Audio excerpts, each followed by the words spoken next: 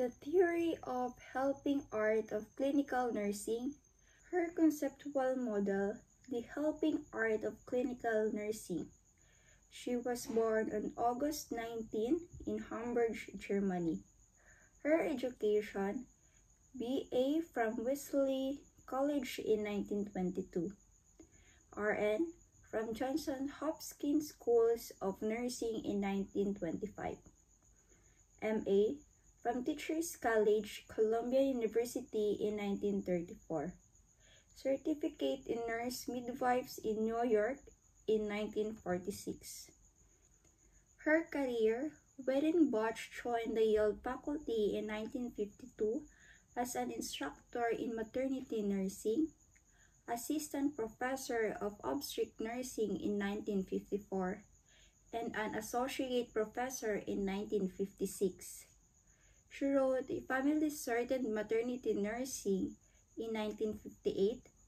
She was influenced by Ida Orlando in her works on the framework, and she died on March 8, 1998.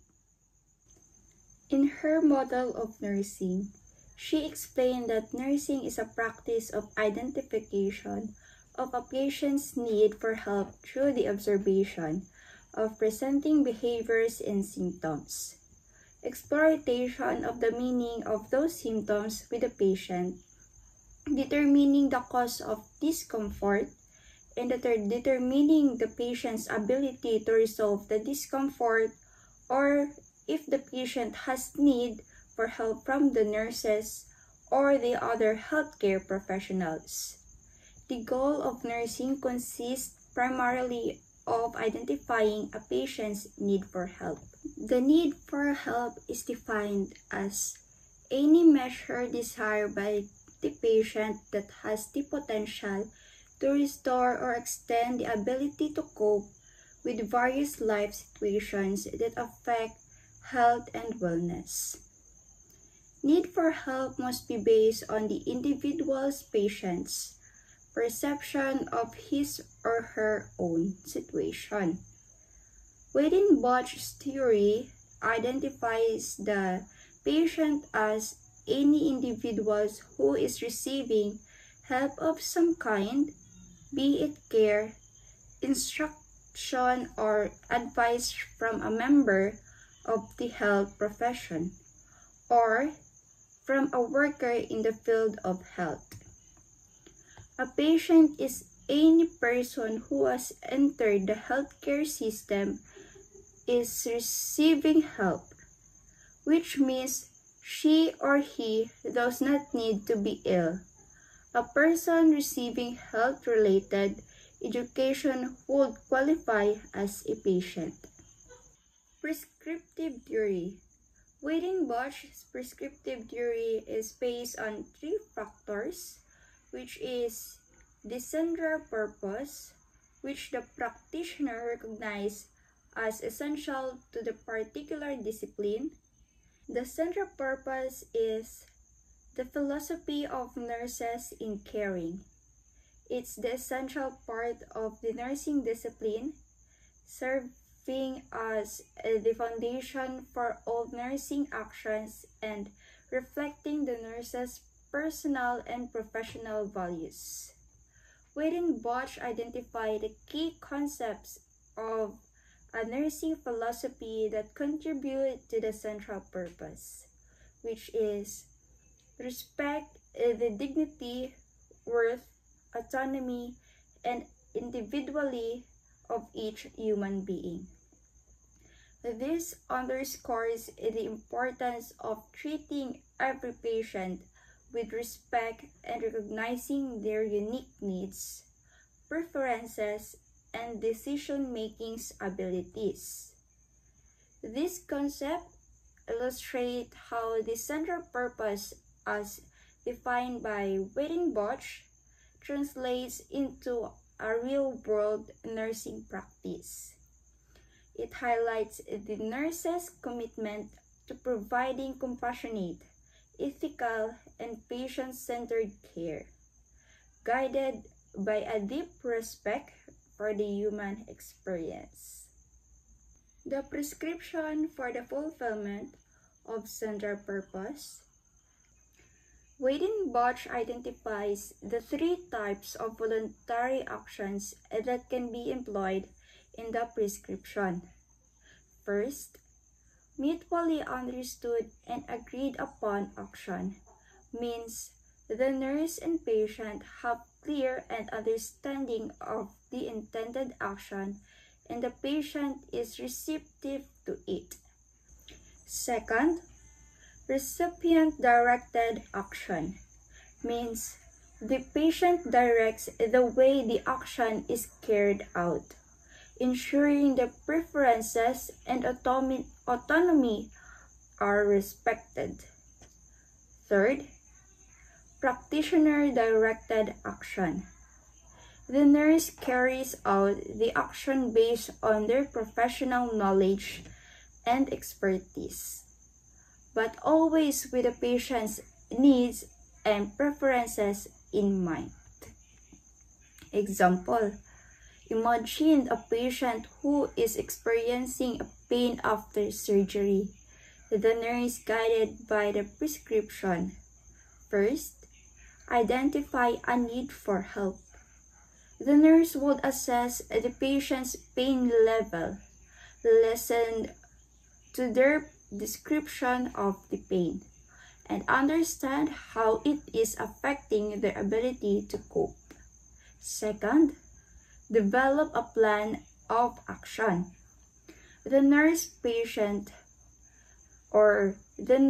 would work with the patient to develop a pain management plan that includes medication, positioning techniques, and relaxation techniques. Third, validate the action taken.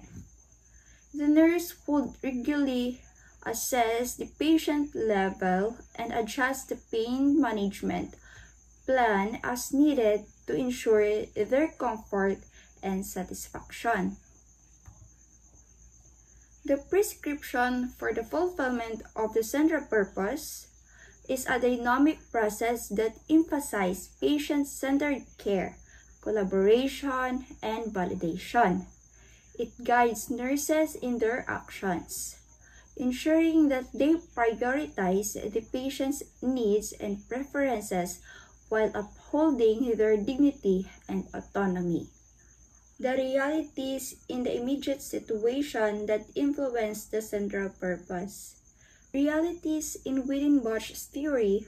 Weidenbach identified the 5 realities that nurse must be considered when providing care. The agent. This refers to the nurse who has 4 primary responsibilities.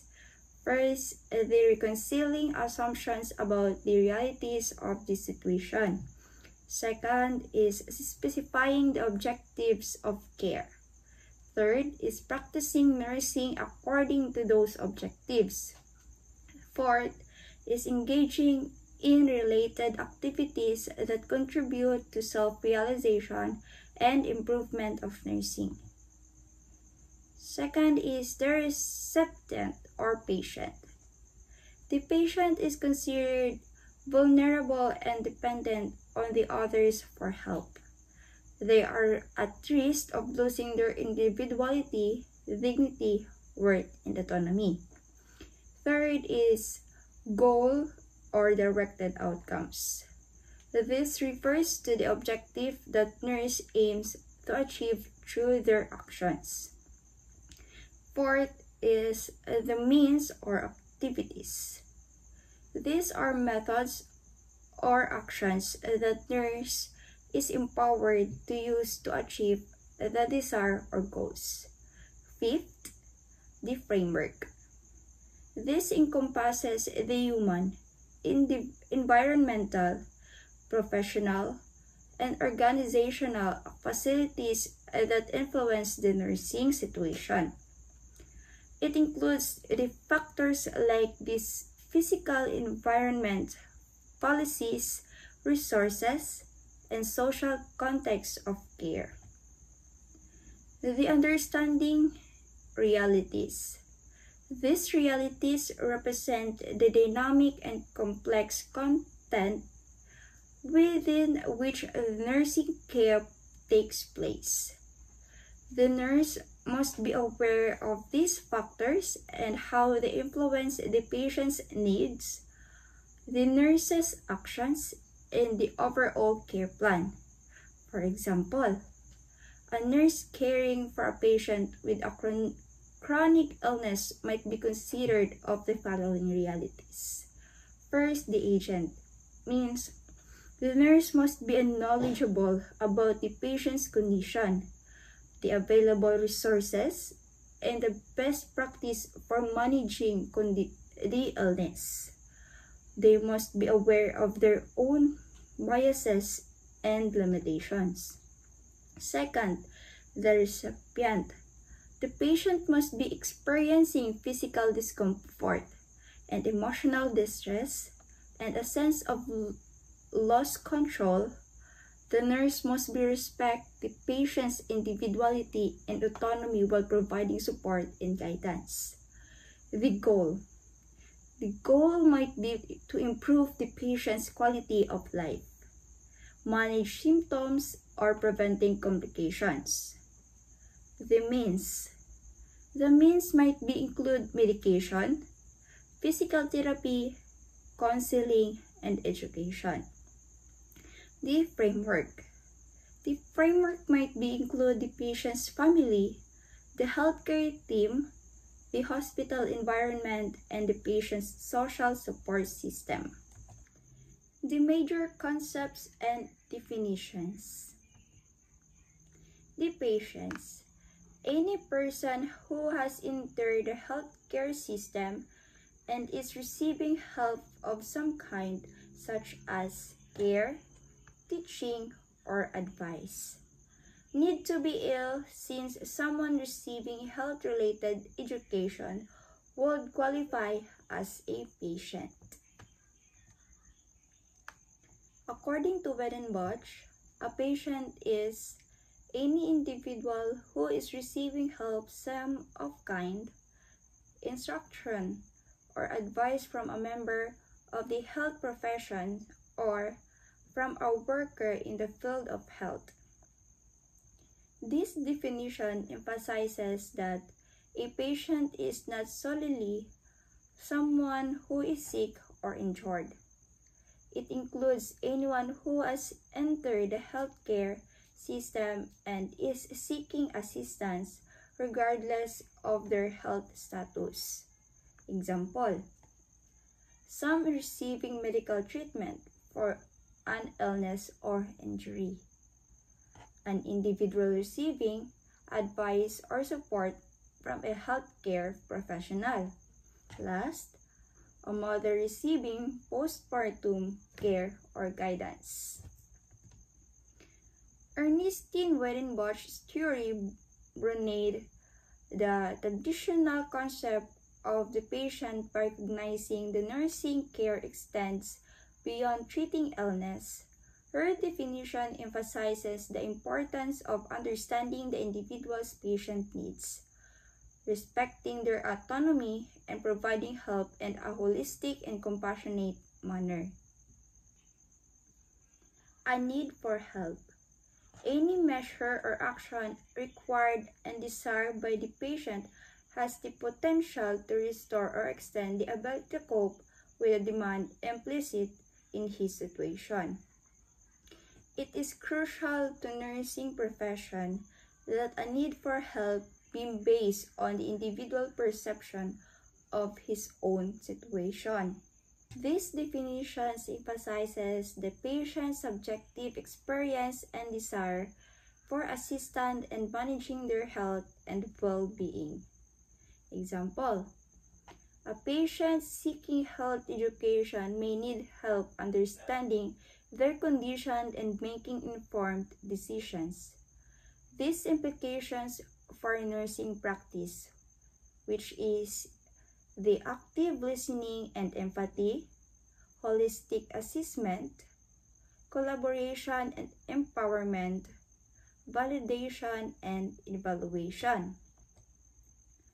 Within Bach's concept of a need for help, it calls for nurses to be active listeners, empathetic partners, and skilled practitioners who prioritize the patient's needs and preferences. By understanding and addressing the patient's need for help, nurses can provide truly patient-centered care. Hi, I'm Nurhaina U. Omar, and today we're going to discuss Ernestine Wiedenbach, The Helping Art of Clinical Nursing. The nurse is a functioning human being, meaning they are capable of thinking, feeling, and acting. They are not just robots following instructions, but individuals with their own thoughts and emotions. The nurse not only acts, but thinks and feels as well. This means a nurse not only performs tasks, but also considers the situation the patient needs and their own feelings when making decisions. They are constantly thinking and feeling, both about the patient and the work they are doing. For the nurse whose action is directed toward achievement of a specific purpose, thoughts and feelings have a disciplined role to play. Like helping a patient recovery, their thoughts and feelings play a disciplined role. They use their knowledge, skills, and empathy to achieve this goal. They think strategically about the best course of actions, and they use their compassion to understand and support the patient. For example, imagine a nurse caring for a patient with a broken leg. They understand the pain the patient is experiencing, and they use their knowledge to provide pain relief and support. They also think about the best way to help the patient regain mobility, working with the patient to set achievable goals. They are not just following a script, but actively using their mind and heart to help the patient heal. The purpose that which the nurse wants to accomplish through what she does is the overall goal toward which she is striving, and so is constant. A nurse's purpose is a driving force behind everything they do. It's the overarching goal they strive for in their work, and it remains constant even when facing challenges. It's the why behind their actions, the reasons they choose to be a nurse and dedicate themselves to caring for others. A nurse's reasons for being and for doing, it is all the activities directed towards the overall good of the patient. This purpose is not just about performing tasks or following procedures. It's about the overall good of the patient, encompassing every action taken to promote their well-being and recovery. It's about seeing the person behind the illness and providing care that addresses their physical, emotional, and psychological needs. For example, imagine a nurse caring of a patient with a chronic illness. Their purpose isn't just to administer medication or monitor vital signs. It's to help the patient manage their conditions, live a fulfilling life, and maintain their independence. They must provide education about the illness, offering emotional support, and work with the patient to develop a plan for managing their symptoms.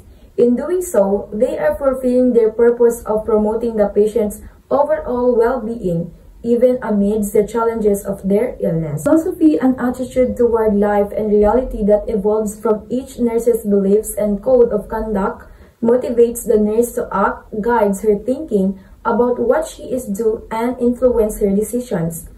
A nurse's philosophy is like their personal compass, guiding their actions and decisions. It's a set of beliefs and values that shape their understanding of life, their role as a caregiver, and their approach to patient care. Philosophy underlies purpose, and purpose reflects philosophy. This philosophy isn't just a theoretical concept. It's deeply rooted in their personal experiences, education, and interaction with patients. It motivates them to act, influence their thinking about the best way to care for patients, and ultimately shape their decisions. Think of it as a foundation. Their philosophy underlies their purpose, and their purpose reflects their philosophy. Imagine a nurse who believes in holistic care, emphasizing the interconnectedness of physical, emotional, and spiritual well-being. This philosophy guides their actions as they care for patients. They might incorporate mindfulness practice, listen attentively to patients' concerns, and advocate for their emotional needs in addition to addressing their physical symptoms. Their purpose, to promote the patient's overall well-being, is directly influenced by their belief in holistic care. This philosophy isn't statistic either. It evolves over time as nurses gain more experience, encounter different patients, and reflect on their own beliefs. They might find their philosophy shifting as they learn new approaches to care, encounter challenging situations, or develop a deeper understanding of their own values. Practice overt action, directed by disciplined thoughts and feelings toward meeting the patient's need for help, constitutes the practice of clinical nursing. It is a goal-directed, deliberately carried out, and patient-centered. The practice of clinical nursing is a tangible, observable manifestation of a nurse's philosophy and purpose. It's where theory meets reality, where the nurse's thoughts, feelings, and knowledge combine to create a plan of action for meeting the patient's needs. Example: imagine a nurse caring for a patient who is recovering from surgery. Their practice could involve, first, assessing the patient's pain level. This is a goal-directed action aiming to understand the patient's discomfort and develop a plan to manage it. Second, administering pain medication. This is a deliberate action considering the patient's individual needs and the specific medication's effect. Third is providing emotional support. This is a patient-centered action, recognizing that recovery involves more than just physical healing. The nurse provides comfort, reassurance, and a listening ear. These actions are not isolated events, but part of a larger, integrated practice that is guided by the nurse's philosophy and dedicated to fulfilling their purpose of promoting the patient's well-being. Practice knowledge, judgment, and skills are three aspects necessary for effective practice. Identification, administration, and validation are three components of practice directly related to the patient's care. Coordination of resources is indirectly related to it. Identification.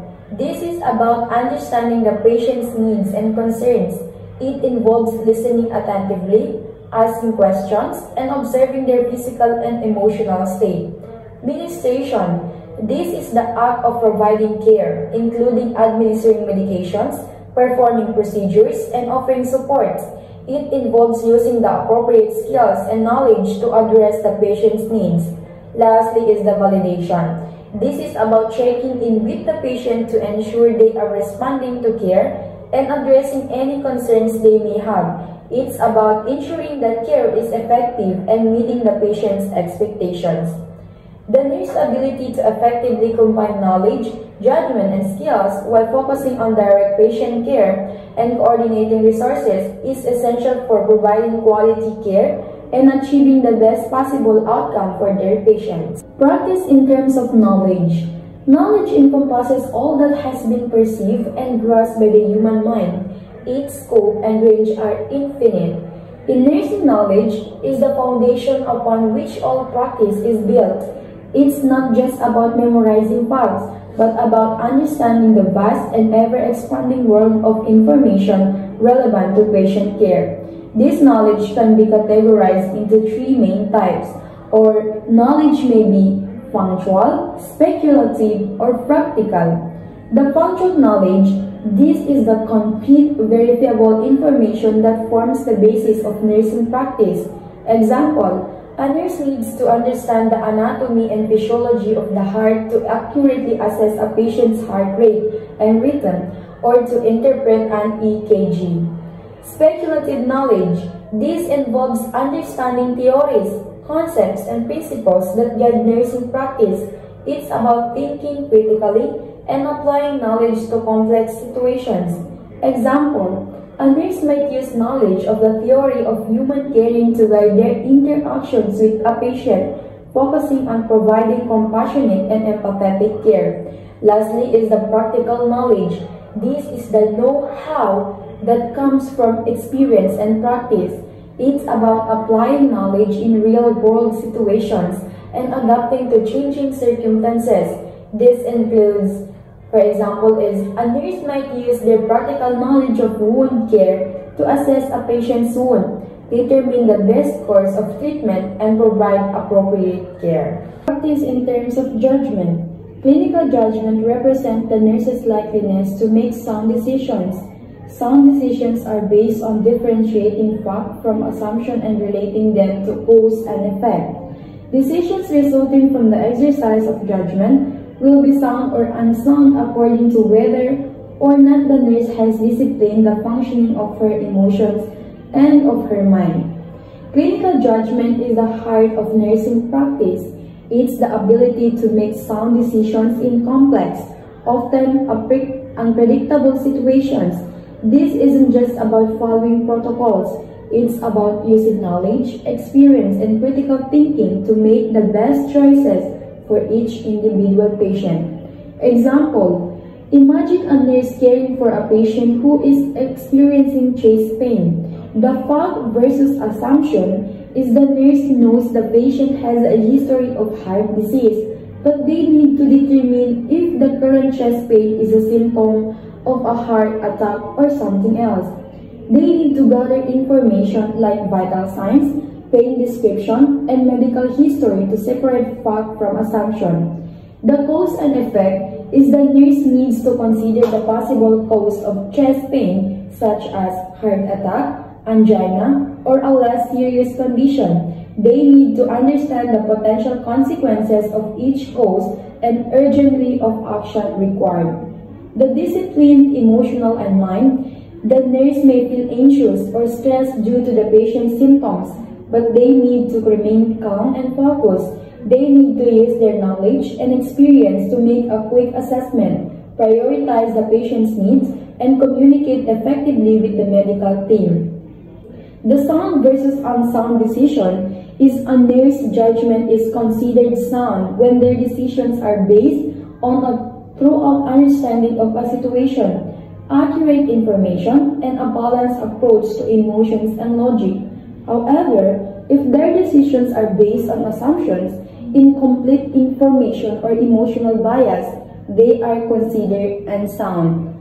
Developing strong clinical judgment is an ongoing process. It requires continuous learning, reflection on experience, and a commitment to providing the best possible care for each patient. Practice in terms of skills. Skills represent the nurse's potentiality for achieving desired results. Skills comprise numerous and varied acts characterized by harmony of movement, expression, and intent by precision, and by unshort use of self. So, the nursing skills are the practical tools that nurses use to put their knowledge and judgment into action. They represent the nurse's ability to achieve desired outcomes for their patients, whether it's pain relief, improved mobility, or emotional support. These skills are not just about technical proficiency, but about a harmonious blend of movement, expression, and intent. They require precision, coordination, and the ability to use oneself effectively to achieve the desired result. So this may be classified as two: procedural skills and communicational skills. The procedural skills these are the technical skills needed to perform specific tasks and procedures. They require precision, dexterity, and knowledge of the correct techniques. Examples: a nurse might use their procedural skills to administer an IV medication to a patient experiencing dehydration, ensuring the correct medication is given at the proper dose and rate. And the communicational skills these skills are essential for effective interactions with patients, families, and other members of the healthcare team. They involve listening actively, providing clear explanations, and expressing empathy and compassion. Example, a nurse might use their communication skills to explain a new medication to a patient, addressing their concerns and answering their questions in a compassionate and reassuring manner. Components of practice directly related to a patient care: identification, administration, and validation. These three components represent the core of direct patient care, forming a cycle of interaction and understanding between nurse and patient. Identification. This is the initial step in understanding the patient's needs. Example, a nurse meets a new patient admitted for pneumonia. They listen attentively to the patient's description of their symptoms, observe their breathing patterns and cough, and review their medical chart to understand their history and medications. Ministration. This is the action phase where the nurse puts their knowledge, judgment, and skills into practice. Example, following the assessment, the nurse administers antibiotics as prescribed, provides oxygen therapy, and educates the patients about the importance of coughing and deep breathing exercises. Validation. This is the feedback loop, ensuring that the care provided is effective and meeting the patient needs. Example, the nurse checks in with the patient regularly to ask about their breathing, pain level, and overall well-being. They also review the patient's vital signs and adjust medications if necessary. The nurse reassures the patient that they are making progress and encourages them to continue with their breathing exercises. Of practice indirectly related to patient's care, coordination of resources, reporting, consulting, and offering. Coordination of resources. This involves working collaboratively with other healthcare professionals and managing resources to ensure the patient receives the best possible care. It's about bringing together the right people and tools at the right time. Reporting. This involves sharing information about the patient conditions, progress, and any concerns with other members of the healthcare team. This ensures everyone is on the same page and can contribute effectively to the patient's care. Consulting. This involves seeking advice or expertise from other professionals, such as specialists, therapists, or social workers, to address specific needs or concerns. This ensures the patient receives the most appropriate care from the relevant experts. Conferring. This involves discussing the patient's care with other members of the healthcare team, including doctors, nurses, therapists, and social workers to develop a coordinated plan of care. This ensures everyone is working toward the same goals and that care is delivered in a holistic and supportive manner.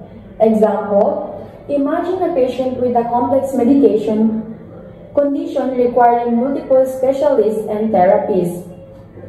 So the reporting here is the nurse communicate the patient's current condition, vital signs, and any concern to the doctor, who then order further tests or adjustment to the treatment plan.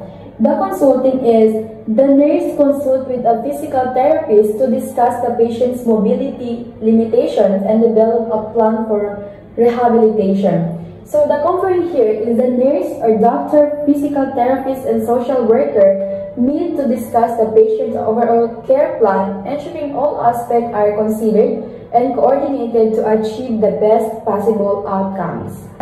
Application of knowledge and skills to bring about desired result is the art of nursing is the essence of what makes it more than just a technical profession. It's the ability to blend knowledge, skills, and compassion to create a personalized and meaningful experience for each patient. While science provides the foundation, the art of nursing elevates care to a level of individual connection and understanding. Example, imagine a nurse caring for a patient who is recovering from a stroke. So the science here is the nurse understands the physiological effect of a stroke, the rehabilitation process, and the potential complications. They know how to administer medications, perform physical therapy exercises, and monitor for potential complications. So the art is the nurse recognizes that the patient is not just a medical case, but a person with a unique needs and experiences. They take time to understand the patient's goals for recovery, listen to their concerns, and provide emotional support. They adapt their approach to care based on the patient's individual preference and personality. So the desired results is the nurse's goal is not just to help the patient regain physical function, but to help them regain independence and quality of life. They work with the patient to test realistic goals, provide encouragement, and celebrate their progress.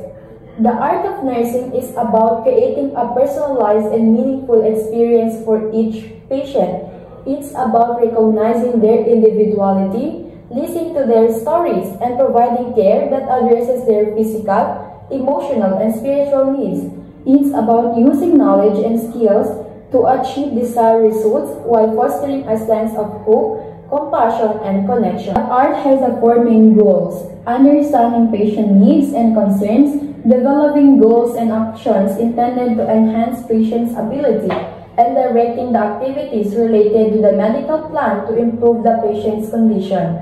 So the art of nursing is about using knowledge and skills to create a personalized and meaningful experiences for each patient, focusing on their well-being and achieving the best possible outcomes. The four main goals are: number one is understanding patients' needs and concerns. Example, a nurse is caring for a patient who is newly diagnosed with diabetes. She listens attentively to the patient's concerns about managing their condition, their worries about future complications, and their desire to maintain a healthy lifestyle. She acknowledges their fears and provides assurance and education about disease and age management. Number two is developing goals and actions intended to enhance patients' ability. Example, the nurse working with a diabetic patient helps them develop a personalized plan for managing their blood sugar levels, including dietary recommendations, exercise goals, and medication schedules. She encourages the patient to track their blood sugar and make adjustments to their plan as needed. Number three is directing activities related to the medical plan to improve the patient's conditions. Example, is the nurse monitors the diabetic patient's blood sugar levels, observes their response to treatment, and makes adjustment to their medication or dietary plan as needed.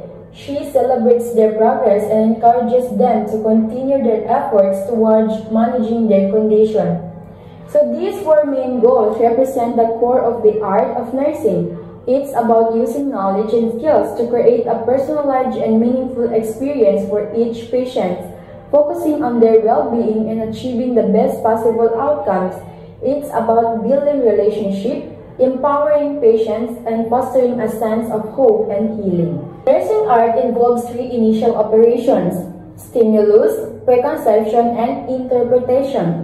The stimulus is the initial point of contact, that spark that initiates the nursing process. It could be a patient complaint, a change in their condition, or a family member's concerns. This involves the nurse's ability to recognize the significance of the stimulus, to understand that it represents a need or a potential problem. This means focusing attention on the stimulus, gathering information, and preparing to respond. So example is, a nurse is walking through the ward when she notices a patient grimacing and holding their abdomen. This, the stimulus, a change in the patient's demeanor that suggests a potential problem. Number two is preconception. This involves drawing on the nurse's previous experience, education, and knowledge to form an initial understanding of the stimulus. It's about using existing frameworks and concepts to make sense of the situations. The nurse may form some initial assumptions about the cause of the stimulus based on their knowledge and experience. These assumptions will be refined as more information is gathering. The nurse may develop potential hypotheses of explanations of the stimulus, which will guide their further assessment and actions. Example is, based on her experience, the nurse might initially hypothesize that the patient is experiencing abdominal pain due to gas, constipation, or a possible infection. Lastly is the interpretation. The nurse gathers more information to confirm or refute their initial assumptions. This involves taking vital signs, reviewing the patient's medical history, and asking the patient specific questions about their symptoms. The nurse analyzes the data they have collected, looking for patterns, contradictions, and inconsistencies. They use their knowledge and critical thinking skills to interpret the information and develop a more accurate understanding of the situation. The nurse refines their initial hypothesis, confirming or rejecting them based on the evidence they have gathered. This process may lead to a diagnosis, the identification of a specific need, or the realization that further investigation is required. Example is, the nurse takes the patient's vital signs, asks about the onset and location of the pain, and reviews the patient's medical history. Based on this information, she might confirm her initial hypothesis of a possible infection, leading to further investigation and treatment. So, these three initial operations are a dynamic and interrelated process, not a linear progression. They are an essential foundation for the nurse's ability to provide effective and compassionate care, understanding each patient's unique needs and responding appropriately. The nurse reacts based on those operations, as their action may be rational action, reactionary action, and deliberate action. The rational action is this type of action is driven by the nurse's understanding of the patient's condition, their knowledge of medical principles, and their ability to apply logical reasoning. The nurse carefully considers the available options, weights and the potential benefits and risks, and chooses the most appropriate course of action based on evidence and sound judgment. Example is the nurse, having confirmed her hypothesis of a possible infection, rationally decides to administer antibiotics as prescribed, monitor the patient's vital signs closely, and notify the physical for further assessment. Reactionary action. This type of action is often taken in response to an urgent situation, where immediate action is required to address a patient's immediate needs or to prevent harm. Reactionary action is often based on instinct and experience rather than deliberate, calculated process. It relies on the nurse's ability to react quickly and effectively in a crisis. Example, the nurse notices the patient's oxygen saturation level is dropping rapidly. She reacts immediately by administering supplement oxygen, repositioning the patient, and calling for assistance. Lastly is the deliberative action. This type of action involves careful consideration of the patient's preference, values, and goals. It's about working with the patient to make decisions that are in their best interest and align with their own desire for their care. Deliberative action involves open and honest communication with the patient, explaining the options, discussing the potential benefits and risks, and allowing the patient to participate in decision-making process. Example is, the nurse explains the different options for treating the patient's infection, including the potential side effects of each medication. She listens attentively to the patient's concerns and preferences, and together, they decide on the best course of treatment. The nurse's ability to choose the most appropriate action, whether rational, reactionary, or deliberative, is a hallmark of the art of nursing. It requires a blend of knowledge, experience, compassion, and the ability to adapt to the ever-changing needs of each patient. That will be the end of my report. Thank you for listening.